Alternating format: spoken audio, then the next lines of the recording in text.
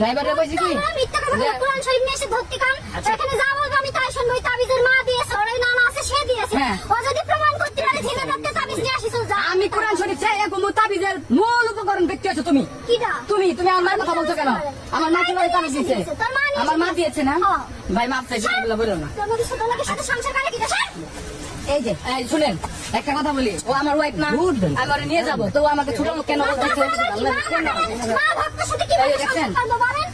খাতের সাথে সবসময় মা মা করে, বউ বউ করে। তুমি সারাদিন না খাইছে। ভাই ও যে স্টেটমেন্ট দিছে শুনেন, আমি তার এগুলো জানি না। আমার এক ব্যাটসম্যান আমাকে বললো ব্যাস ভাবি তো এমনি এমনি এরকম কথা বলতেছে। আমি তো বলতে পারো না, আমি রিল্যাক্সে যাইতেছি, কারণ ও আমার বাসায় যাওয়ার কথা। ওর বাইরে আমি বলছি যে তাইলে ওরে নিয়ে আসেন, ওর রাগ বেশি। ওর ভাইও বলছে যে রাগ বেশি, ভাই তুমি আর একটু ফোন দিয়ে আসতে বলো। ওর ড্রাইভার আমি ওই দূরে দাঁড় করে আছি, ড্রাইভার এই যে আমি কিছু ভাই ওখানে দাঁড়িয়ে থাকেন যে ও কি করে কথা বলে, বের হইলে যদি আসতে আসলো না আসলে আপনি আপনার মতো আমার এসে নিয়ে যাবেন। কিন্তু ও মনে করেন ভিতরে ঢুকে কাল লগে জানি কই গেছে গা, পরে কই ভাই ওর তারা পাই না। তোর বাপ আসলে বাপের সাথে তোমার দেখছেন ভাই ও কই গেছে সেটা ও জানে, কার কোন গাড়ি কই গেছে। আমি কোন গাড়িতে চিনি না, এই জায়গায় দাঁড়াই রইছি, দাঁড়িয়ে থেকে তারপর ওনারা গেটের কিছু পাইছিল কিনা জিজ্ঞাসা করেন যে আমি ভাই আমি কোথায় গেটে ছিল পরে পরে কি ওনারা দেখছিলেন?